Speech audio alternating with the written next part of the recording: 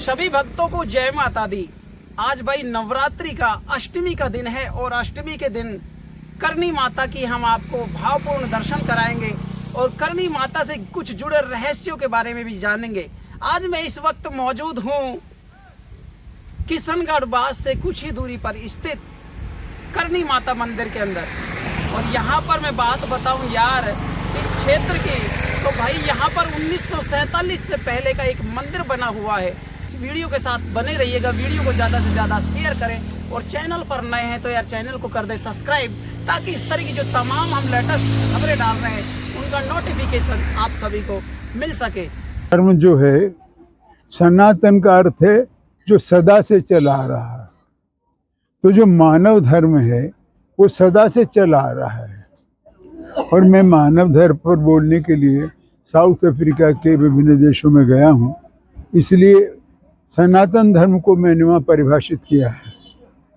सनातन धर्म में दो प्रकार की पद्धति है, एक साकार की, एक निराकार की। पर साकार की पद्धति ज़्यादा प्रचलित है। उस साकार में मंदिर का बड़ा महत्व है। मंदिर केवल मंदिर नहीं होता है, मंदिर उनका कीर्ति ध्वज होता है, उनके सद्गुणों का परचम होता है। और जो देवी देवता सत्कार्य करते हैं उनके सदाशयों को वो प्रख्यात करता है, सजीव करता है। इसलिए मंदिर उत्तर से दक्षिण तक विश्व में बने हुए हैं देवी देवताओं के। वो एक स्मरण करने का पावन तरीका है। उनके गुणों को जानने के लिए हम किताबें हर बात तो नहीं पढ़ सकते, हर व्यक्ति तो नहीं जा सकता।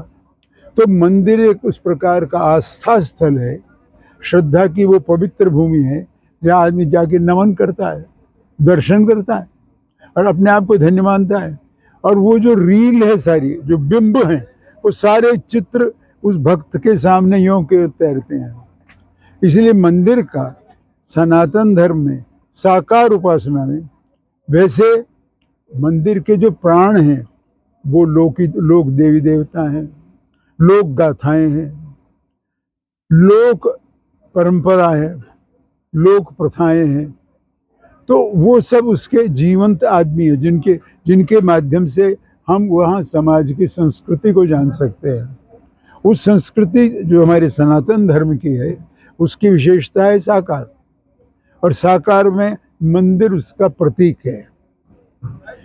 श्री करणी माता के संदर्भ में मैं कहना चाहूँगा कि करणी माता का अवतरण 1445 संमत में ग्राम सुआप में हुआ था। सुआप गांव के अंदर, तहसील फलोदी, और जिला जो है आजकल उसका वो जोधपुर है, फलोदी की गांव सुआप में। इनकी माँ का नाम देवलबाई था, बाप का नाम मेहा था, मेह। उन्हें पुत्र प्राप्ति के लिए हिंगलाज की यात्रा की थी, पर हिंगलाज एक कठिन यात्रा में होकर आया हूँ। 240 किलोमीटर तक कोई वृक्ष नहीं है। पहले तो जो लोग जाते थे उसमें 40% लोग ही बच के आते थे, लेकिन हम पाकिस्तान गवर्नमेंट के इन्विटेशन पर गए थे। डॉक्टर जसवंत सिंह जो विदेश मंत्री थे उनके नेतृत्व में गए थे, तो हमें सरकार की सुविधाएं उपलब्ध थी। तो उस निर्जन स्थन में जहाँ आगे चलकर हिंगोल नदी बहती है, वहाँ पर माँ हिंगलाज का स्थान है। वो पाकिस्तान में, बलूचिस्तान में। और वहाँ के जो हिंदू मुस्लिम सब भाई हैं उसे नानी बाई का मंड कहते हैं। नानी बाई का मंड? हाँ, नानी। और वहाँ जो लोग जाते हैं मुस्लिम भाई, वो नानी भाई का हज मानते हैं उसे। बलूचिस्तान के चीफ मिनिस्टर को खाना दिया था वहाँ पर। उसने कहा था आपको अच्छा लगेगा कि मैंने जब चुनाव लड़ा चीफ मिनिस्टर का, तो मैंने सबसे पहले करणी देवी की मान्यता की थी कि माँ अगर मैं चुनाव जीता तो तेरी लोहड़ी पहले चढ़ाऊंगा। और वो बोले सबके सामने कि मैं किसी मस्जिद नहीं गया, किसी मंदिर नहीं गया, किसी मौलवी साहब के पास नहीं गया, सीधा सबसे पहले जीत की मेरी माला यूं का यूं पहने में यहाँ आया और पहले मैंने माँ को लोहड़ी पहनाई और बाद में मैं मस्जिद गया। तो इतनी लोगों की आस्था है वहाँ, और वहाँ बहुत बड़ा मेला लगता है, इसमें हिंदू मुस्लिम भाई सब आते हैं। उनके पास ये मेहा गए और प्रार्थना की कि मुझे पुत्र रत्न प्राप्त होना चाहिए, लेकिन उन्होंने आशीर्वाद दिया कि तेरे बच्चा तो होगा, लेकिन पुत्र से 100 गुना, जिसमें मैं स्थापित होंगे, जिसमें मेरे दर्शन करेंगे, जो मेरे सिद्धांत हैं उनका प्रतिपादन करेंगे। और वही हुआ। देवलबाई की कोख से, मेहा जी के पिता से उनका जन्म हुआ सुआप में। उनका विवाह जो है साठीका ग्राम में दीपा नाम के व्यक्ति से हुआ। विवाह के बाद जब वो घर आई तो उन्होंने देपा से कहा, अपने पति से कहा कि मैं इस सांसारिक धर्म, गृहस्थ धर्म का पालन करने नहीं आई हूँ, मैं एक तो जाति पाति का भेद मिटाने आई हूँ, एक गौ सेवा का महत्व बताने आई हूँ। और यही हुआ। ऐसा हुआ कि उन्होंने उसको साकार करके दिखाया। मैं आर्त गरीब में, आर्त नाम दुख नाता, उसको नाश करने के लिए। और जो धर्म के विरोधी हैं, धर्म से मतलब आस्था के विरोधी हैं, किसी विशेष धर्म से बात नहीं है, लेकिन उसको प्रमाणित करने आई हूँ सेवा के माध्यम से। और वही उन्होंने किया। आपको ताज्जुब होगा कि उनके यहाँ जो प्रथम सेवक था वो मेघवाल था। मेघवाल हरिजन, चमार मुख मेघवाल कहते हैं, वो मेघवाल था। और उस मेघवाल ने गायों के चराते हुए, उनकी गायों के चराते हुए, जब लोगों के द्वारा, उद्दंड लोगों के द्वारा वह मारा गया गाय को पानी पिलाने के विषय में, तो माता जी स्वयं गई, उसकी लाश को लेकर आई और आप ये कहा अपने भक्तों से कि मेरे से पहले इस मेघवाल की पूजा होगी, मेरे से पहले मेघवाल की पूजा होगी। और मैं मिसाल देता हूँ, दक्षिण के मंदिरों में गया हूँ, वहाँ किसी को हरिजन का निषेध देखो सुप्रीम कोर्ट से जा रहा है, लेकिन हमारे यहाँ देशनोक के मंदिर में पहले मेघवाल है की प्रतिमा है, वो पूजी जाती है, उसके बाद माता जी की प्रतिमा पूजती है। उन्होंने जाति पाति के भेदभाव को साकार किया, मिटाया। गो सेवा पर जो पानी पिलाने में अजा और बीजा, 2 आदमी, और सूजा, ये जो बाधित कर रहे थे, इन तीनों को मार गिराया। ये राव शेखा अपनी फौज के साथ जा रहा था, वो उनमें आस्था रखता था। उनका बचपन का नाम रिद्धुबाई था, रिद्धिबाई। तो वो पूछने लगी रिद्धिबाई कौन है? एक मैं हूँ। कहाँ जा रही हैं? एक मैं कलेवा लेकर जा रही हूँ, सर पर छबड़ी थी। तो उन्होंने कहा कि बीरा तू वो शेखा वाटी है? हाँ। फूगड़ का राजा है? हाँ। तो ऐसा कर, तू नाश्ता कर जा। तो नाश्ता करने के बाद जब उसने सुनी तो उसके साथ तो फौज थी, तो वो क्या किया उसने कि उसके फौज के सिपाही माँ ने कहा इनको भी उतार ले, और 2 रोटी और छाछ रावड़ी सबको दी। तो जितने उसी टोकरी में से हजारों सैनिकों को रोटी दी। ये उन्होंने परिचय दिया। एक परिचय दिया जो आज भी समाज से जुड़ा है। वो जो पैदा हुई तो उनकी बुआ ने यूं अंगूठा मार के कहा, अरे यह तो बेटी हुई है। उसके यूं का अंगूठा रह गया। जब वो 5 वर्ष की थी तो बुआ बाल एक हाथ से संभाल रही थी। बुआ तेरे दूसरे हाथ में क्या है? मैं कहा बेटा तू हुई जब हुआ था, मैं कहा तू दोबारा हाथ संभाल, और वो अंगूठा सीधा कर दिया।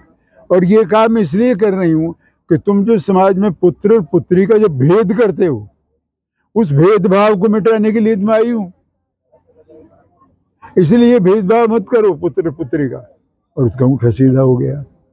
जब विवाह हुआ और वो घर आई तो उनके पति से उसने कहा कि देखिए मैं जनता की सेवा के लिए आई, जन जन की सेवा के लिए आया हूँ, और उनके जो जितने भी उपदेश हैं, जितने भी प्रवचन हैं, गीता में 3 योग लिखे हैं, भक्ति योग, ज्ञान योग और योग। उन्होंने योग को परिभाषित किया, योग है कर्मसु कौशलम, कर्मसु कौशलम गीता में कहा। लेकिन पतंजलि जो थे जो योग के अधिष्ठाता थे, उन्होंने कहा योगश्चित्तवृत्ति निरोध है।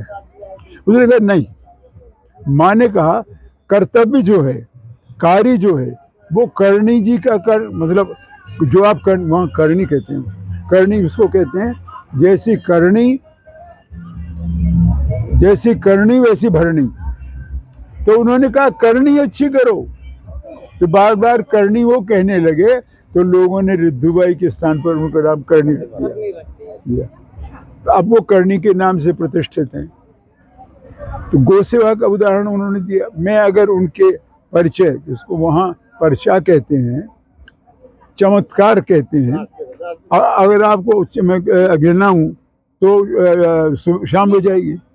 सैकड़ों परिचय दिए उन्होंने, सैकड़ों, और वो सब परिचय पुस्तकों में अंकित हैं, सैकड़ों। आप ये देखिए कि इस शेखा भाटी की लड़की से उन्होंने रिश्ता तय करवा दिया बीका का, लेकिन बीका तो वो शेखा तो लड़ाई में मुल्तान में बंद था। विवाह का दिन आ गया, उन्होंने कहा नहीं, शेखा ही कन्यादान करेगा। मुल्तान गई उसी दिन, ये चमत्कार है, और उसको छुड़ा के लाई। कहा तो ये तुम चील बनी मुल्तान गई, नृप शेखा ही बंधन मुक्त दई। तो उन्होंने मुक्ति दी उसको और लाई और शादी कराई। ये उनके चमत्कारों में से एक है। और उनका महत्व, उनका महात्म्य बताता हूँ कि जोधपुर के राजा आए और उन्होंने कहा कि आप हमारे किले की नींव डाल दीजिए। वो मंडोर में ही थे, करणी जी को ले गए और करणी जी के हाथ से जोधपुर के किले की नींव डाली, जो आज जोधपुर कहलाता है। तब से ही जोधपुर, अब जोधपुर नीचे बसा ना, वो जोधा ने बसाया। और जोधा के जमाने में ये हुआ, तो जोधा ने अपने नाम से नीचे जोधपुर बसाया। और वो किला माता जी ने सुदर्शन नाम दिया, जो मेहरानगढ़ के भी नाम से जाना जाता है। वहाँ चिड़ियानाथ नाम के आदमी ने कब्जा कर रखा था। जब उसने सुना कि माता जी स्वयं आ रही हैं, तो चिड़ियानाथ छोड़ के चला गया। ये उनका चमत्कार था। जो अड़ रहा था, लड़ रहा था, उसने सारे अपने अनुयायी बुला लिए थे, वो चुपचाप चला गया। उनके नाम का ही ऐसा प्रसंग था कि लोग उसको मानते थे। और आपको बताऊं, ये तो मैं महत्व बता रहा हूँ, जब जैसलमेर में, जैसलमेर की भाटियों में और बीकानेर के राठौड़ों में सीमा पर विवाद हो गया, तो उन दोनों ने कहा कि हम मरेंगे दोनों, माँ आप फैसला कर दो। तो 151 वर्ष की उम्र में गडियाल नाम के गांव में, जहां वो विवाद था, वहां गई और धनेरी की तालाब है, उस तालाब पर जा खड़ी हो गई। इस तरफ तो भाटियों का, इस तरफ राठौड़ों का। वो फैसला उन्होंने माना और वहीं पर उनका स्वर्गवास क्या हुआ कि वो पानी लाने के लिए गए थे, लेकिन उन्होंने अपने आप आग प्रज्वलित की और सर में से एक आवाज आई और ऊपर से ज्योतिर्मय एक ज्योति निकली और वो शरीर का वहाँ छोड़ दिया। मंदिर है, मैं होकर आया हूँ, देख कर आया हूँ। तो 151 साल की उम्र उन्होंने जी। उस जमाने के राजा महाराजाओं में सब में प्रतिष्ठित रही। सभी लोग वहाँ आते थे, उनसे आशीर्वाद लेते थे। और एक पांडु नाम का गोदारा जाट था, वो उनका भक्त था, वो गोदारा। तो उसके ऊपर सारण लोगों ने हमला किया, तो गोदारा आया, मेरी मदद कीजिए, मेरे पास जो भी राज है मैं आपको भेंट करूँगा।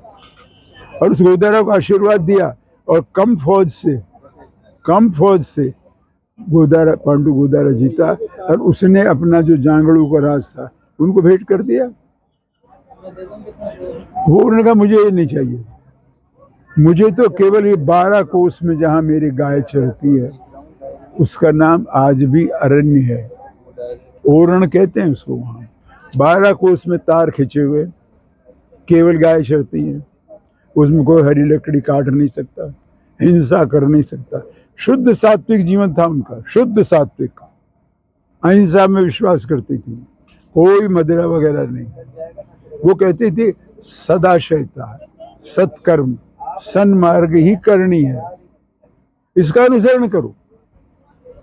जैत सिंह, राव जैत सिंह जो बीकानेर का राजा था, उसके पास फौज नहीं रही, और शहजादा कामरान काबुल से सेना लेकर इसको फतेह करने आया। वो 25 सवारों के ही साथ आया। माँ, मेरे पास तो फौज नहीं है, मैं छोड़ दूं? नहीं। उन्होंने कहा, मैं आपको उसको पद्य में कहता हूँ, घोड़ा सवार एही जघन, चापर कर चाले चढ़न, हूँ चढ़े पीठ डाला मथा। डाला मथा शेर को कहते हैं। हूँ चढ़े पीठ डाला मथा, ले हाला आई लड़न।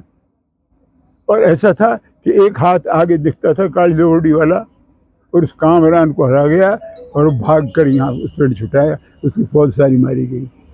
ये जैत सिंह के साथ परिचय हुआ, जो वहाँ अंकित है। ये लिखित बातें हैं, वहाँ जो सिंपोजियम बना हुआ है, ये माता के सारे परिचय अंकित हैं, जो बीजेपी के राज में बना। इसलिए उसने राजाओं महाराजाओं से, आइए आइए, स्वागत है आपका, स्वागत, आइए आइए आइए, विराजिए विराजिए। ये उन्होंने एक नहीं, ऐसे 100 परिचय दिए। लेकिन अपन बात करें यहाँ पर जो खेजड़ी का रहस्य है, ऐसा है कि वो वहाँ जहाँ देशनोक में रहती थी, देशनोक में जहाँ रहती थी, वहाँ वो तो गोधन पालती थी, गायें खुद चराती थी, और गायों का जो बिलोना है वो खुद करती थी। तो बिलोने में आप वहाँ लोकल जो शब्द है वो है नेहड़ी। नेहड़ी नेहड़ी नेहड़ी यहाँ भी बोलते हैं उसको, जिसको जो लकड़ी है ना, यानी उसको जो ये एक तो होता है रस्सा जिससे खींचते हैं, पर वो रस्सा किसी में बनता तो है ना, वो बनता है जो किसी अपन घरों में लकड़ी गाड़ देते हैं। तो उन्होंने एक खेजड़ी का डंडा मंगवाया और लगा दिया। वो खड्डा बाद में फूट, वो जो खेजड़ी का डंडा था फूट गया, पेड़ बन गया, और वो खेजड़ी 600 साल से आज तक खड़ी है, और आज वो पूजित है। वो खेजड़ी 600 साल पुरानी लकड़ी से फूटी हुई बनी है।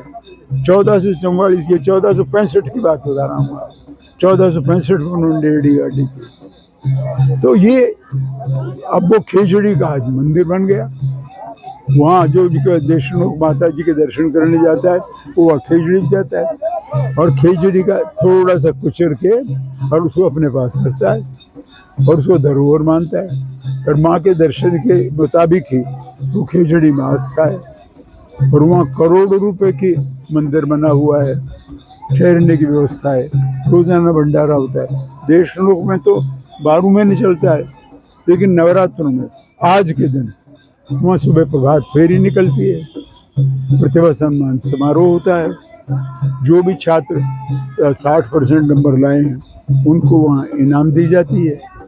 और कल वहाँ महान कवि सम्मेलन होता है, जिस कवि सम्मेलन की मैंने 28 साल अध्यक्षता की, इसलिए मैं उससे परिचित हूँ, तो मैं उसको जानता हूँ। वहाँ में जाता आता रहा, शुरू से ही जाता आता रहा, शुरू प्रारंभ से। अब मेरे शारीरिक रूप से स्वास्थ्य अलाउ नहीं करता, डॉक्टर से कहते हैं मूवमेंट रेस्ट्रिक्टेड है, इसलिए मैं जा नहीं सकता। संजीव जी तो आज यहाँ नहीं है, वो वहीं गए हुए हैं, देशनोक गए। हमने कहा भाई चलो बंटवारा कर लेते हैं, हम यहाँ रहता है, तुम वहाँ हो, तो वो सब वहाँ गए हुए हैं। तो देशनोक में मेरी नहीं, वहाँ आप जाके देखेंगे सभी समाजों की आस्था है। सभी समाज के लिए वहाँ कुमार भी भंडारा करता मिलेगा, जाट भाई भी भंडारा करते हुए मिलेंगे, यादव भाई भी मिलेंगे। आज आप ये देखिए, ये जो आज बैठे हैं लोग, इसमें यादव समाज की महिलाएं हैं सारी। गोठड़ा में कोई उन्होंने परिचय दिए, माँ ने ये लोग के डंडे से गोठड़ा बनवाए हुए, यहाँ से अविभाज्य सही हो गए गोठड़ा का। ये गोठड़ा की महिलाएं हैं, और इनमें एक लड़की जो है वो PhD है, हरियाणा में अफसर भी है, वो आई हुई है, वो भी हरियाणा में ब्याही है रेवाड़ी में, लेकिन है गोठड़ा की बेटी। उसने मुझे परिचय बताया, मैं धन्य हुआ, तू इतनी शिक्षित है। मैंने कहा मेरी आस्था है। अब यहाँ जितनी भी महिलाएं बैठी है इसमें 90% गोठड़ा की ज़्यादा है। रात को जब कीर्तन हुआ था तो 50% से ज़्यादा गोठड़ा की महिलाएं। यहाँ मेरे भाई भी बसते हैं, हमारे भाई हैं, वो भी करणी मंदिर के विरोध में नहीं है, उनकी भी आस्था है, हरिजन भाइयों की भी उतनी आस्था है। और यहाँ जो कुछ हो रहा है वो किसी व्यक्ति विशेष के लिए नहीं हो रहा, ये सबके द्वारा दिया जाता है, सबके द्वारा दिया हुआ चंदा है, सहयोग है, उस सहयोग से मंदिर बना हुआ। और ये सन 47 से तो मैं देख रहा हूँ, हालांकि मेरा जन्म जो है 37 का है, लेकिन 10 साल से पहले की मुझे याद नहीं है। ये खेजड़ा यूं का यूं, इसमें एक डाला टूटा।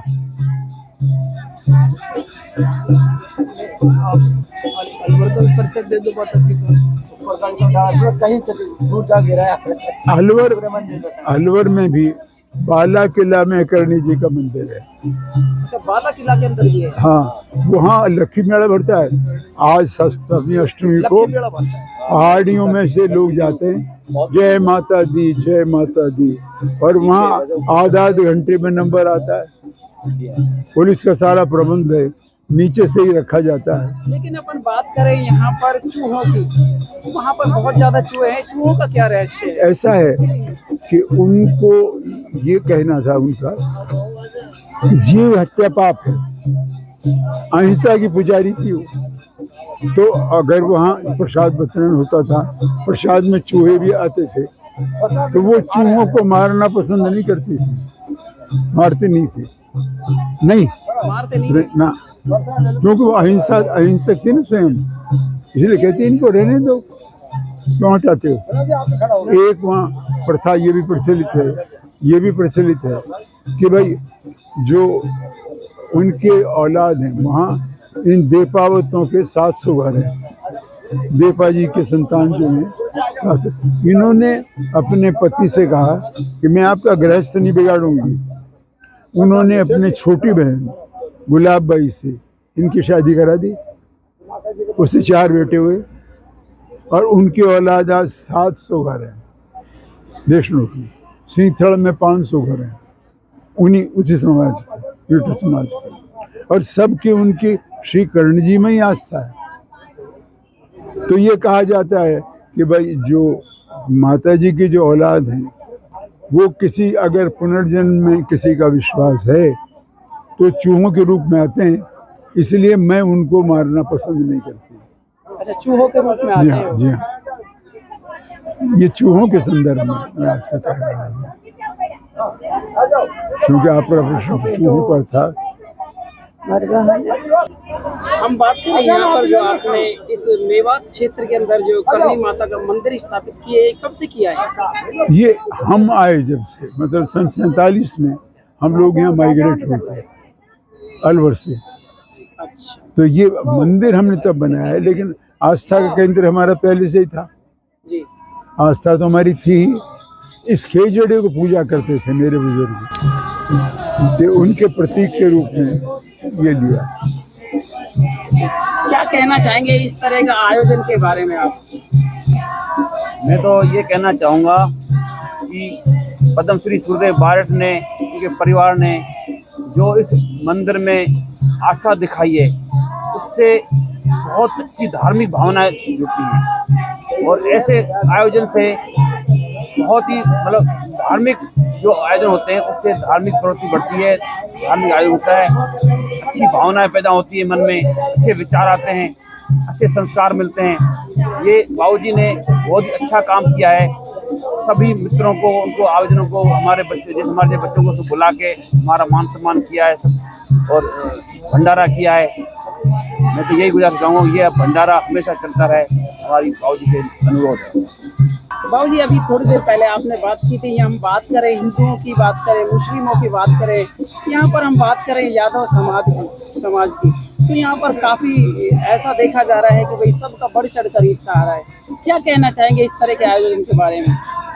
देखिए, जिस तरह से देश ही नहीं विदेश तक करणी माता का इस दौर से लेकर आज तक अपना जो परचम चमत्कार रहा है, तो किसी भी नशे से दूरी बनाना, सत्य पर चलना या छुआछूती को नहीं बांधना, इसी के अनुरूप जब से यहाँ करणी माता माहुंड में मेवा क्षेत्र में मंदिर स्थापित हुआ है, बारेठ परिवार ने उसी के अनुरूप अपना जीवन को ढाला।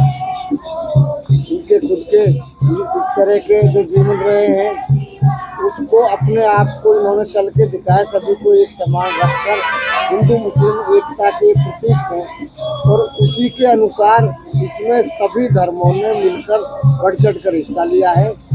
ये भारत नहीं पाकिस्तान तक करणी माता अपना एक महत्व है।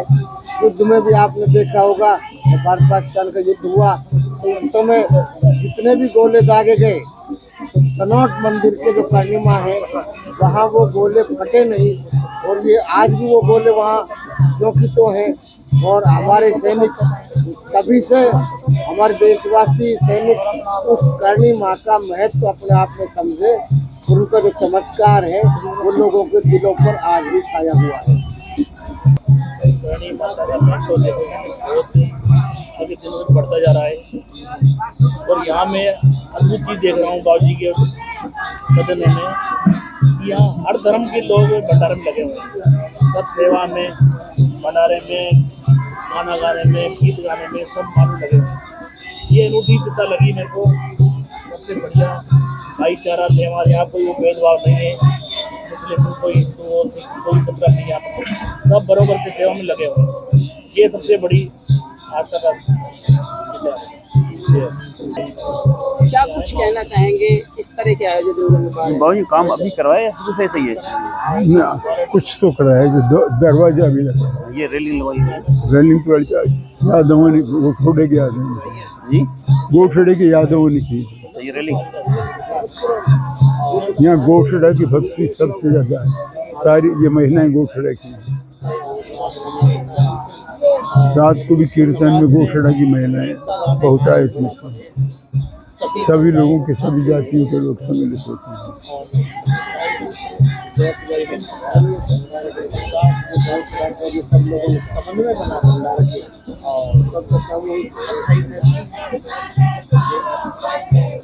तो दोस्तों आज की वीडियो में देख लिया आपने कि यहाँ पर करणी माता के कुछ रहस्यमयी तथ्यों के बारे में मैंने यहाँ पर बात करी। मेरे साथ में यहाँ पर जोधपुर से आए हुए भाई पुरखाराम जी मेरे साथ में थे। तमाम जानकारियों से मैंने आपको अवगत करा दिया है। ये वीडियो आपको कैसी लगी? वीडियो अच्छी लगी हो तो यार इसको भर भर कर शेयर करें, क्योंकि यार आस्था का सैलाब उमड़ रहा है यहाँ पर। मैं आपको नेक्स्ट वीडियो में दोबारा मिलूंगा, तब तक के लिए आप अपना ख्याल रखिएगा और माता रानी की सब पर कृपा बनी रहे, इसी तरह से करणी माता की कृपा बनी रहे। जय हिंद, वंदे मातरम।